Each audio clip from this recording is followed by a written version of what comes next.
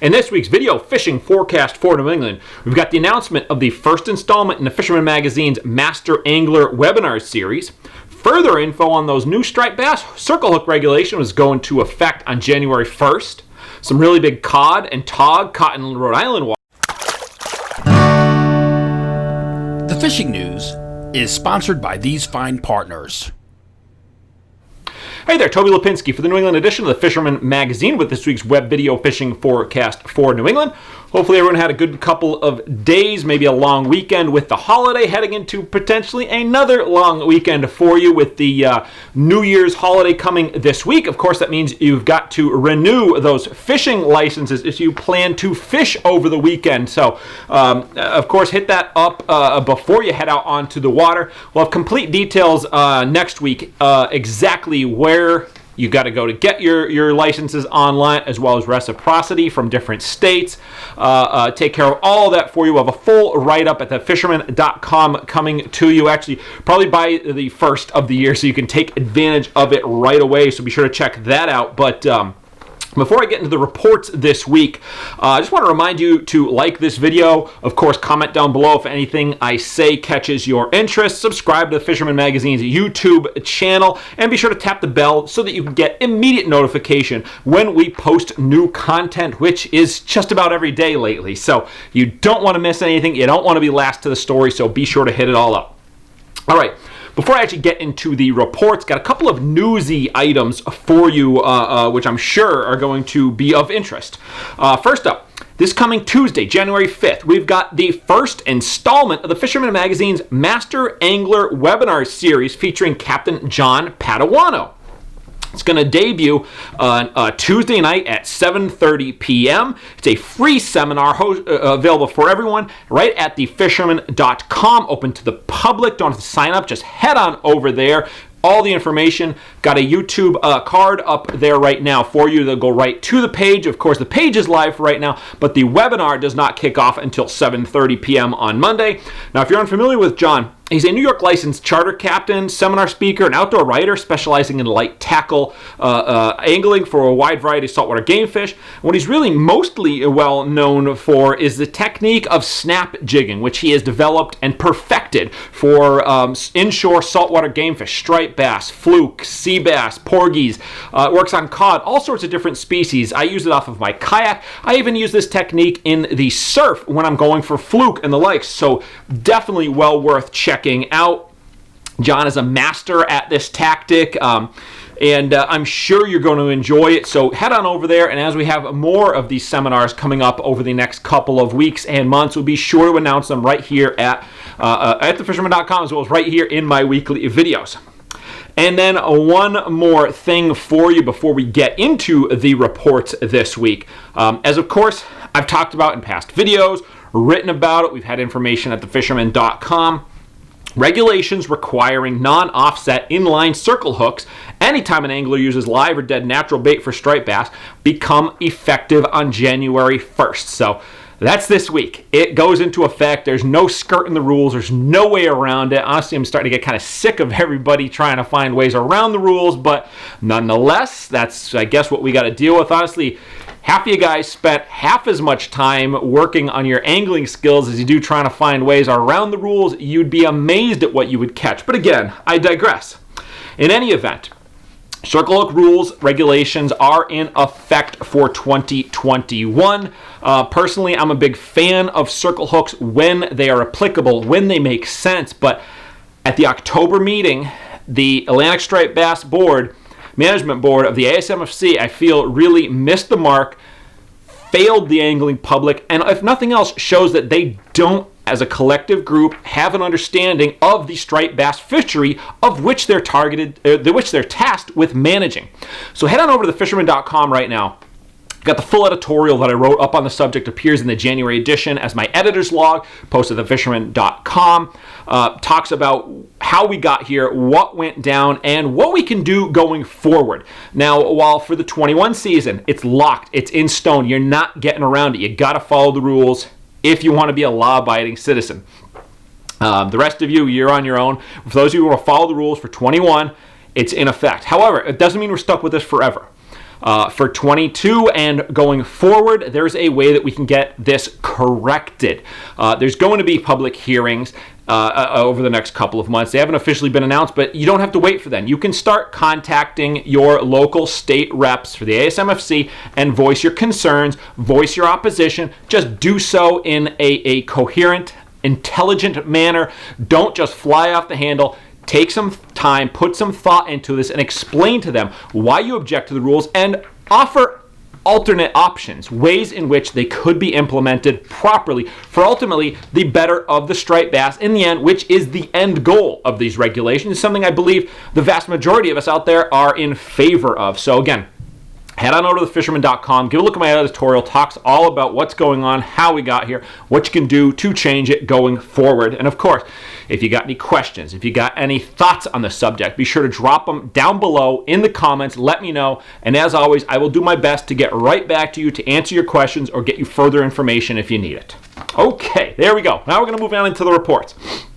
And we're going to start off with an email I received from Sean Harrison over the weekend. Haven't heard a whole lot on blackfish lately, but he was fishing with the guys from Wisecrackin' Charters in Rhode Island last week. It was a mixed bag bottom fishing trip, and boy, did they get a mixed catch of fish.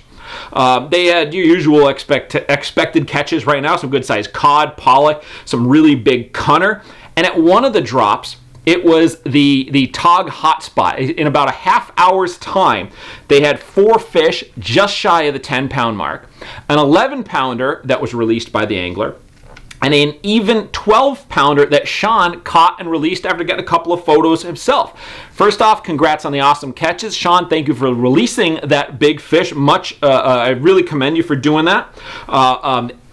It just goes to show you there are still some blackfish around while the season's closed. For instance, where I am in Connecticut, it stays open until the new year, until the final day of December. After that, blackfish and sea bass are off the table for Rhode Island waters, but you can still continue to target, let's see, cod, porgies, pollock, sometimes haddock pop up in there, and of course those giant cunner that you catch out around Block Island, which honestly are just as good, if, dare I say, almost better at times than blackfish. So definitely consider keeping a couple of those if you're out on one of those trips.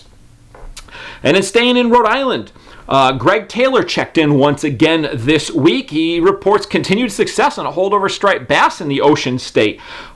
He was fishing with his buddy Jeremy Simpson last week, and on Christmas night, they were hitting one of the rivers. Again, didn't say exactly which one they were fishing, just said that it was in Rhode Island, and they got into some good-sized striped bass, as you can see right here by Jeremy.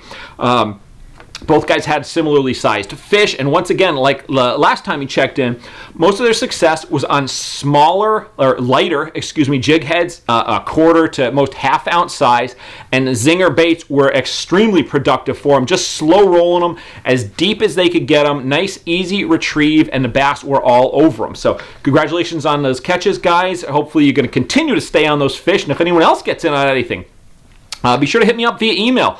It's Lapinski at thefisherman.com. Send me some photos, a little bit of info on your catch, the state you were fishing in if you can. You don't need to give up your spot completely, just general locations and tactics are much appreciated so that I can pass them along to everyone else here in an upcoming video. Continuing with striped bass, Evan Camoan of Black Hall Outfitters over in Westbrook, Connecticut sent me this picture of a nice schoolie striped bass that he landed last week on his fly rod in one of the tidal rivers.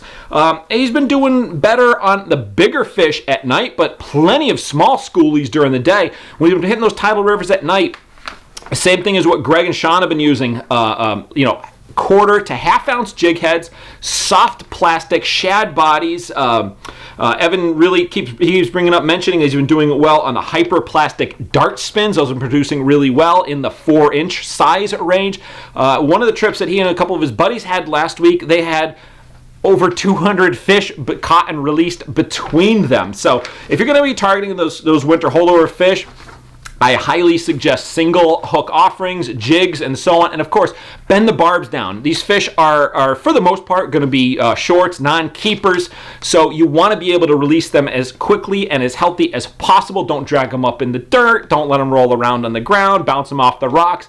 Bend down those bars. Get them back in the water as quickly as you can. You want to get a picture or two. No problem. Have your buddy do it. Don't keep them out of the water if it's super cold. That hurts them as well. But of course, if you want to keep a couple of fish within the regulations, no problem. You can obviously do that, but always, of course, encourage you to release the fish whenever you can. And then last up, I've been telling you about it for a couple of weeks here. State of Connecticut has been stocking Atlantic salmon in the Shetucket and Naugatuck rivers. Well, they just finished up last week the final stockings in the Naugatuck. And been getting mixed reports. Anglers have been doing, some have been doing well, some not so well in both of the rivers. That's just kind of how the salmon fishing goes. But when they've been finding success on the fly, a lot of guys have been doing well on the woolly buggers, both with tungsten heads as well as brass bead heads. Spinning gear, Mepps inline spinners are always a good choice. Saw a couple caught last week on white Mepps spinners. Rapala type stick baits work really well. Just one thing you got to remember. You're only allowed one single hook on your artificial lures. All the treble hooks got to be removed, or if you do leave one of those treble hooks, you got to cut 2 of the 3 barbs or bends off. So it's only 1 hook point per lure, and you can't add any extra weight. And of course, you got to have a valid Connecticut state fishing license and add on the trout and salmon stamp. And I myself even finally got out, or I shouldn't say finally, I went out there last week. Just before the video went out, but I got out again on Christmas Eve with my buddy Chris Wall and finally caught one. I got my first ever Atlantic salmon on the fly. I actually got a small yellow and white woolly bugger that I tied up. Nice little female fish, caught her, released her. And between the two of us, between Chris and I, we had a handful of hits throughout the day, but it was the only one that either of us landed. A lot of people we spoke to, similar results. A good number of hits. Everybody at least had a couple of hits. A few fish landed. And one thing that was kind of promising is everyone that we spoke to at least released their fish back. And while this is a put-and-take fishery, there's nothing wrong with keeping them, of course. It's nice to hear they're going back, as it's going to extend this fishery that much further. And actually, one quick item of note, Chris had a surprising catch. The one fish that he did catch on the day was a really healthy, clean-looking rainbow trout. Now, I'm not sure if this was a holdover from some of the spring stockings, or if the trout jumped in with the salmon when they were being stocked, but nonetheless, a cool little surprise there.